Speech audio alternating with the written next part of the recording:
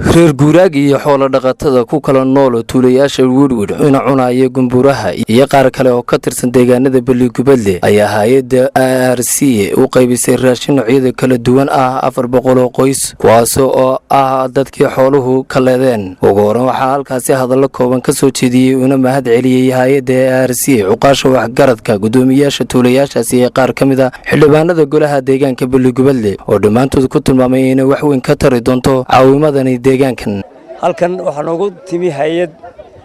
ARC waxay u qaybisay deegaanka raashin aad loogu baahnaa oo ah ay tamiya fara badan oo dadku aad ugu baahnaayeen waxaananu leenahay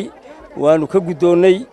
waananu aad baan ugu mahadnaqaynaa iyaga noo keenay cidii u soo dhiibtayba maanta aanu halkan aanu ugu mahadnaqaynaa hay'adda ARC American Refugee Committee oo deeq mucaawimo ah soo gaarsiisay runtii dadkii abaaruhu ay maartay ay waxyeeleeyeen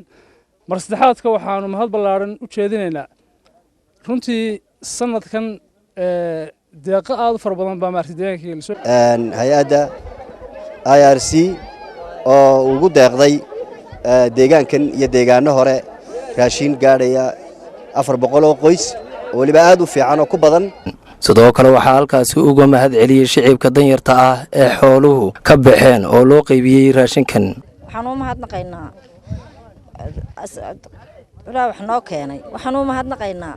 waxa baaraha naga soo jabiyay lala barbar socda gargaarka iyo maalinkan maanta wixii Ilaahay noogu soo dhibay noo keenay ayaan u mahadnaqay sawaabiyo annagana dhadhamasho Ilaahay nooga yeelo Ilaahay idankiisa Ilaahay garabkooda ha galo mahadnaq ugu naqaynaa Ilaahay idankiisa Ilaahay inuu iyagana qaraacad iyo baraka Ilaahayna siiyo iyagana deeqda Ilaahay noo keenay anaga ARC ee u qaybisay samafalkan raashinka dadkan 200 ee qoysa oo raashin wanaagsan siisay waxaan leeyahay si wanaagsan baa dadka wuxuu siiseen waan idinka mahad celinaynaa gabagabadii waxaa soo afmeeray sarkaal ku hadlayay magaca hay'adda ARC ee fadhigeeda Hargeysa Cumar Maxamed Cumar oo ka warbixiyay deeqdan caawimada ah mahadiyay inaan maanta wajigii hore noo soo gabagabooday oo ilaa 400 oo qoys aan u qaybinay raashinkaas oo ka kooban bariis sokor daqiiq saliid iyo timir raashinkaas aan u qaybin 400 oo qoys bay ka kooban yihiin tuulooyinka aan soo marnay waxa kamid ah gumburaha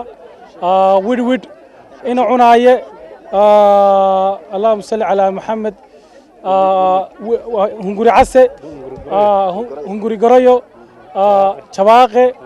مقالحات عبد الرحمن سمرية تي في عالمي هون كيبل تي في Balligubadle